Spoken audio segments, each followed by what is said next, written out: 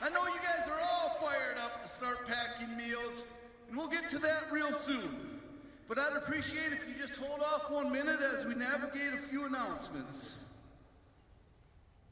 At your assembly table, you have a designated captain. Let's hear it for our table captains!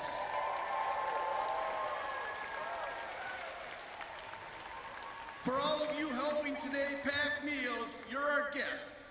And that means if you have any issues at all, we want you to let your table captain know. If you run out of supplies, let them know. We'll do our best to fulfill your needs and make this a great experience for you. As a reminder, if you have not already done so, please remove any jewelry or accessories.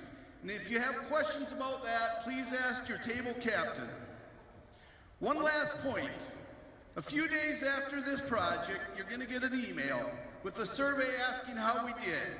Please take a few minutes and provide us feedback as it really matters to us. So we're calmly here today because of 23 years ago.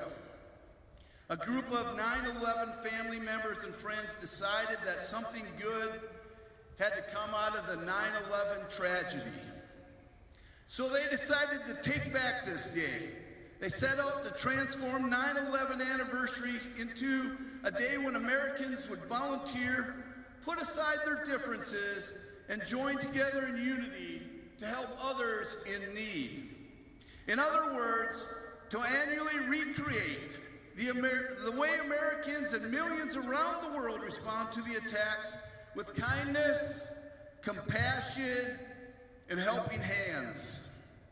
Well, guess what? That simple idea has grown into what we know as 9/11 Day, America's largest day of doing good.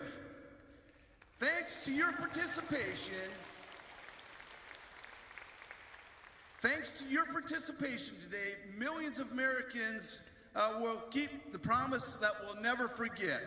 And not just a reminder of those who were killed or injured, but the many others who rose to service to help defend our nation.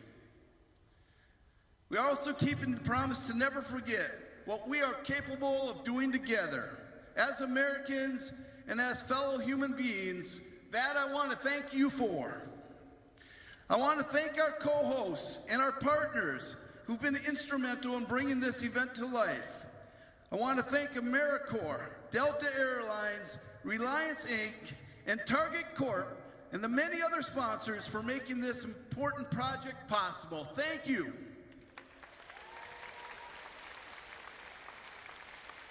And now, I'm honored to welcome the St. Paul Mayor, Melvin Carter, Lieutenant Governor Peggy Flanagan, and your Minnesota Governor, Tim Walz, to the stage.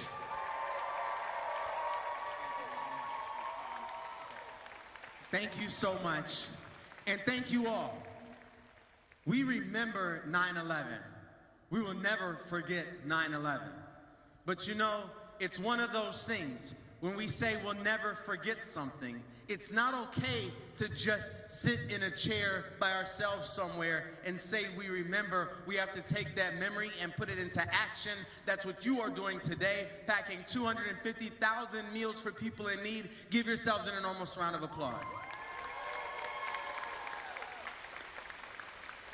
There are two responses to trauma. One is to say we're going to get revenge, or we're going to get retribution, and we're going to never forget how much we don't like those people over there. The other is to say we're going to focus on healing, making sure that we heal together, making sure that we build a better world together, making sure that we bridge the divides that have kept us separate for so long. And I'm just thankful to God to be in a community and a room today full of people who have made that choice theirs today. So thank you so much for that. I want to thank AmeriCorps, all of the partners, all the amazing shirts that you have on, Feeding America, and I'm proud to be a part of this incredible team. And with that, I will pass it off to one of my incredible teammates. That's our Minnesota Lieutenant Governor, Peggy Flanagan.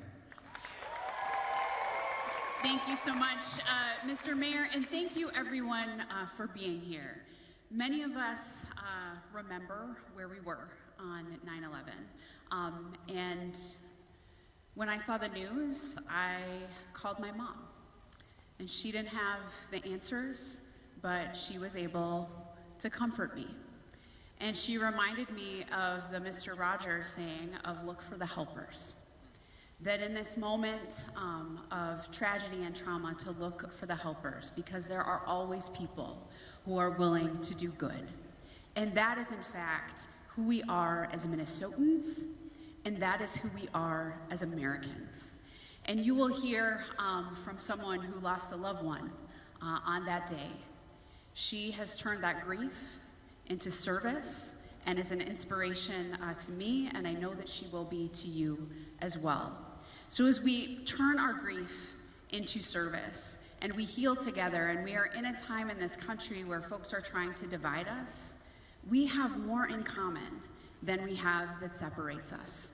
And when we come together to literally pack meals, to prepare to break bread together, that is one of the most powerful things that we can do in this moment. A moment of healing, a moment of unity, and just a moment of service and doing things for our neighbors and for each other. And I can't think of a better way to spend the day. And with that, someone who I know knows a little bit about public service, our Governor, Tim Walz. Thank you, Lieutenant Governor. Thank you, Mayor Carter, and to each of you. A big thank you to the 9/11 Day Committee, to Andrea and Kira who are here, to AmeriCorps, and to each of the organizations. I see the shirts here, and then to you individually.